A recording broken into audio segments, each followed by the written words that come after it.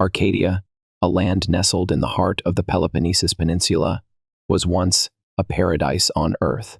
During the golden age of man, it flourished as a utopian kingdom, where wealth and abundance flowed like rivers, and peace reigned supreme. The people of Arcadia lived in harmony, their days filled with joy and prosperity, untouched by the shadows of greed or war. It was a time when the gods smiled upon mankind, and Arcadia stood as a beacon of perfection. But perfection is fleeting, and the hearts of men are easily corrupted. As time passed, selfishness and greed crept into the souls of Arcadia's people, poisoning the very foundation of their paradise.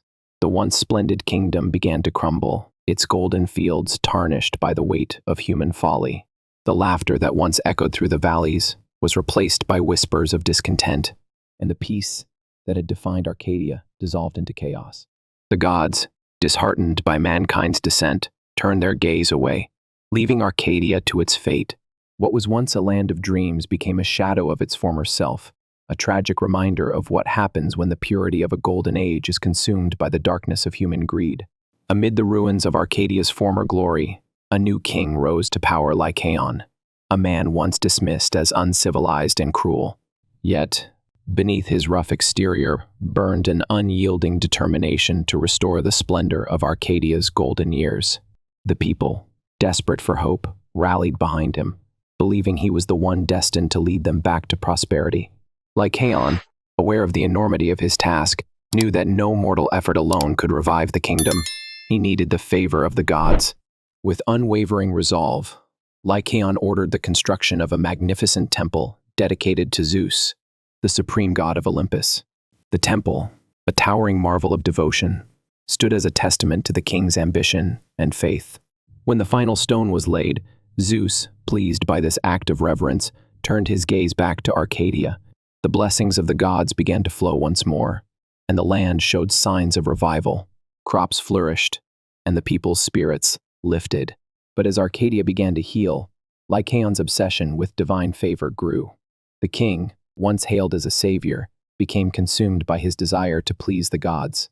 His ambition, noble at first, would soon lead him down a dark and dangerous path. As Arcadia began to flourish once more, King Lycaon's obsession with the gods deepened. What had started as a noble ambition to restore his kingdom's glory twisted into a dangerous fanaticism. Lycaon, desperate to secure the gods' continued favor, sought ever more extravagant ways to honor them. His prayers grew longer, his offerings more elaborate, and his devotion more extreme. Yet, in his fervor, he began to lose sight of the gods' true will. Convinced that greater sacrifices would bring greater blessings, Lycaon turned to a practice long condemned by the divine human sacrifice. At first, it was only criminals and outcasts, but soon, any foreigner who wandered into Arcadia was captured and offered to the gods. The once revered king, who had been hailed as a savior, now ruled with fear. His people whispered in secret, their faith in him eroding as his rituals grew darker. Unbeknownst to Lycaon, his actions violated one of Zeus's most sacred laws, the duty of hospitality. The king's altars, once symbols of hope, became sites of horror. Yet Lycaon, blinded by his zeal, believed he was securing Arcadia's future. In truth, his fanaticism had set the stage for his kingdom's ruin and his own tragic downfall. The whispers of Arcadia's dark rituals reached the heavens, and Zeus, the all-seeing king of the gods, grew troubled. The tales of human sacrifice and desecration of divine law could not be ignored. Disguising himself as a humble traveler, Zeus descended to Arcadia, determined to uncover the truth. Cloaked in mortal form, he walked among the people, listening to their hushed fears and witnessing the shadow that had fallen over the once prosperous land. When Zeus arrived at Lycaon's palace, the king greeted him with suspicion. Though the stranger appeared ordinary, there was an unsettling calmness in his demeanor. One of Lycaon's advisors, uneasy, whispered to the king, "My lord, this man's composure is unnatural. Could he be testing us, as Zeus once tested Deucalion and Pyrrha?" Lycaon, dismissing the warning, smirked. "If he is a god, we shall soon find out."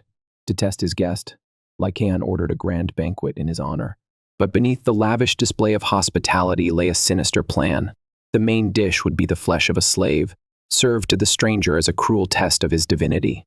Unbeknownst to Lycaon, his arrogance had sealed his fate. Zeus's wrath was already brewing. The banquet hall of Lycaon's palace was a spectacle of opulence. Golden goblets shimmered in the torchlight, and the air was thick with the aroma of roasted meats and spiced wine. Zeus, still disguised as a mortal, sat at the head of the table, his calm gaze fixed on the king. Lycaon, eager to test his guest's divinity, watched him with a sly grin. The king's sons, equally cruel, whispered among themselves, their laughter echoing through the hall. Unbeknownst to Zeus, the centerpiece of the feast was a dish of unspeakable horror. Lycaon had ordered the flesh of a slave to be prepared and served, believing that no mortal could consume such a meal without recoiling. As the plates were placed before them, the king and his sons feasted with relish, their eyes darting to their guest. Zeus, unmoved, lifted a piece of the tainted meat and examined it.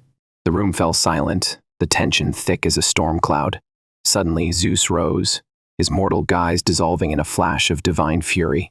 "You vile creatures," he thundered, his voice shaking the palace.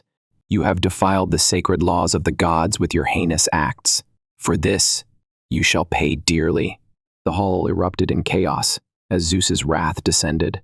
Zeus's fury erupted like a storm, shaking the very foundations of Lycaon's palace.